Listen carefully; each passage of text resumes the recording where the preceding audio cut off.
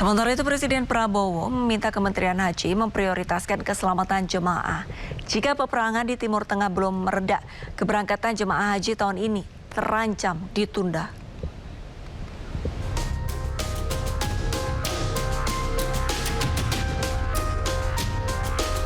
Kementerian Haji dan Umroh menyiapkan perubahan skenario pelaksanaan haji tahun ini. Penundaan keberangkatan dilakukan pemerintah apabila situasi perang di Timur Tengah saat ini dapat membahayakan jemaah haji Indonesia. Skenario penundaan keberangkatan haji saat ini masih didiskusikan dengan DPR RI dan tentunya arahan dari Presiden Prabowo Subianto. Pesan Presiden adalah menyiapkan berbagai skenario dengan orientasi utama memastikan keselamatan warga negara Indonesia yang akan menunaikan ibadah haji April nanti.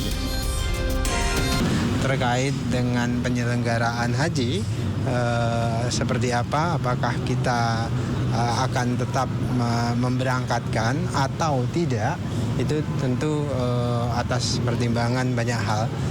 Yang jelas nanti Presiden akan melihat kondisinya dan kami juga akan memberikan masukan kepada Presiden. Yang jelas tadi, keselamatan jamaah yang pertama dan yang utama. Menurut jadwal keberangkatan jemaah haji 2026, kloter pertama akan dilaksanakan pada 22 April mendatang. Sekitar 221.000 jemaah haji rencananya akan berangkat ke Tanah Suci tahun ini. Tim Liputan iNews melaporkan.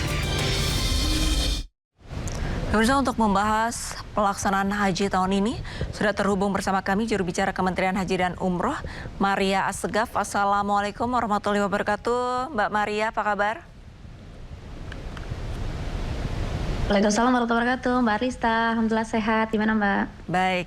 Mbak Maria, boleh mungkin diceritakan bagaimana persiapan ibadah haji tahun ini di tengah memanasnya konflik di Timur Tengah nih, Mbak? Ya, alhamdulillah terima kasih banyak kesempatannya Mbak Arlista.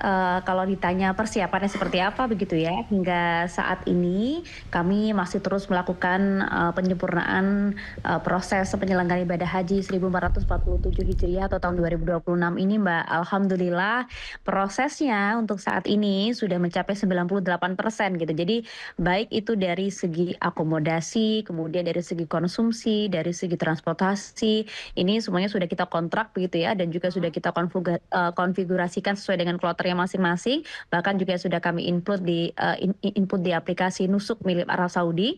Bahkan kemarin pun kami juga kemudian mendapatkan apresiasi juga dari pihak Arab Saudi begitu ya, bahwa mereka mengapresiasi kinerja kami pada tahun ini, di mana proses penyelenggaraan ibadah hajinya cukup cepat begitu, bahkan 40 hari kalau kita bisa bilang ini ya, 40 hari menjelang keberangkatan kloter pertama, ini pun kami sudah proses penyiapannya sudah 98%.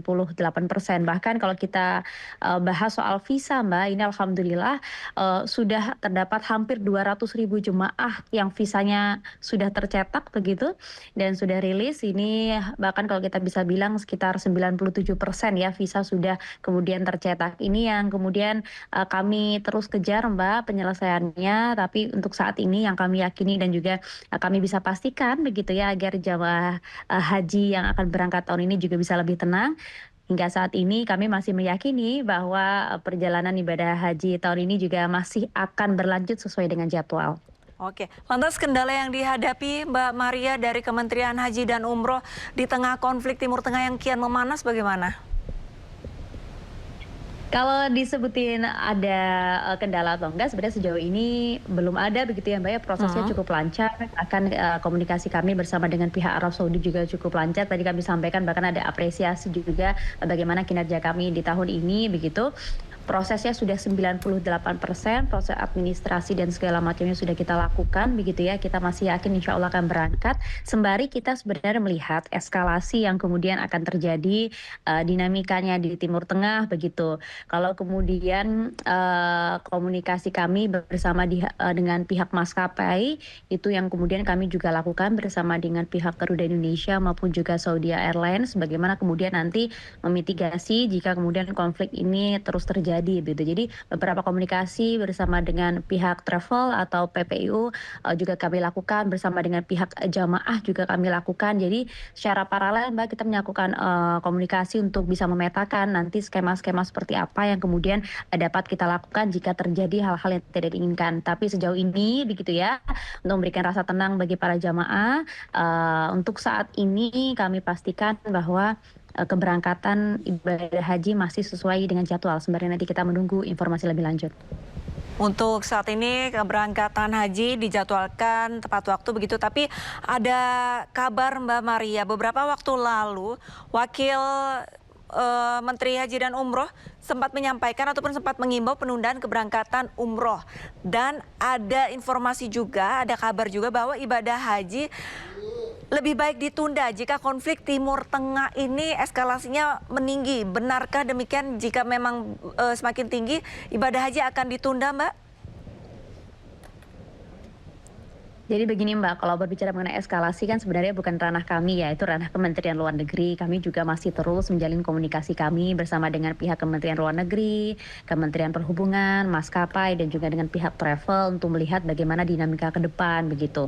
Nah, tapi memang tugas kami kan negara menyiapkan berbagai macam skema kemungkinan-kemungkinan yang akan terjadi, nanti mitigasinya seperti apa. Nah, yang dimaksud oleh Pak Menteri dan juga Wakil Menteri kami seperti itu. Kita siapkan skenario Mbak, jika kemudian nanti ke depan ada hal-hal yang tidak diinginkan. Ini juga kemudian perintah Presiden juga untuk kami bisa menyiapkan beberapa skenario. Memang skenario pertama yaitu kemudian jika ibadah haji tetap akan dilaksanakan di tengah konflik. Nah, kami kemudian memitigasinya dengan meminta dan juga berkomunikasi bersama dengan pihak maskapai untuk nantinya ada skenario pengalihan rute penerbangan yang tentunya menjauhi zona konflik, Mbak. Zona-zona konflik seperti Irak, Suriah, Iran, bahkan juga Qatar begitu ya.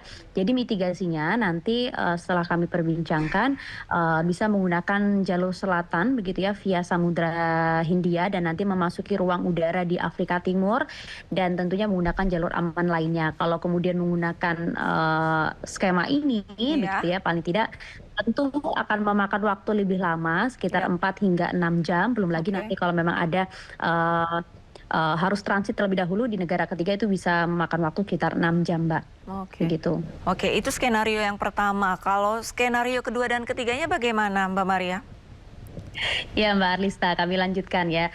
Dan tentunya ada skenario lain jika kemudian Saudi Arabia tetap membuka dan juga melaksanakan penyelenggaraan ibadah haji tahun ini, namun Indonesia kemudian melihat bahwa ternyata ada ancaman keselamatan bagi jemaah haji kami yang akan berangkat ke sana. Jadi kemudian jika Saudi membuka, namun Indonesia membatalkan keberangkatan, itu skenario kedua kami. Kondisi ini diambil tentunya melihat resiko keamanan yang nilai terlalu besar bagi keselamatan jemaah haji kami begitu ya. Jadi no debat kalau kita berbicara mengenai keselamatan jemaah haji, itu fokus utama kami, itu nomor 1 begitu ya. Tentu nanti kami akan jalin diplomasi kami, negosiasi tingkat tinggi tentunya ya bersama dengan pemerintah Arab Saudi agar nantinya tentu berkaitan dengan pembiayaan kontrak-kontrak kami yang sudah kami lakukan, akankah kemudian nanti bisa dialihkan untuk penyelenggaraan ibadah haji di tahun depan begitu Mbak.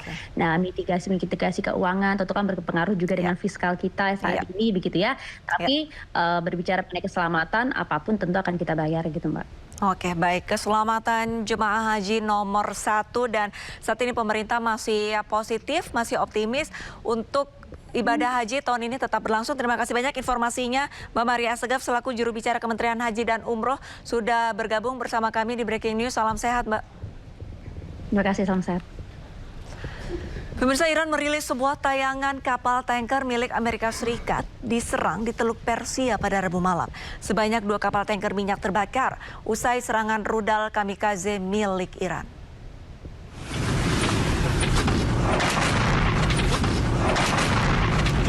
Inilah kapal tanker minyak terbakar akibat serangan rudal Iran di perairan Selat Hormuz.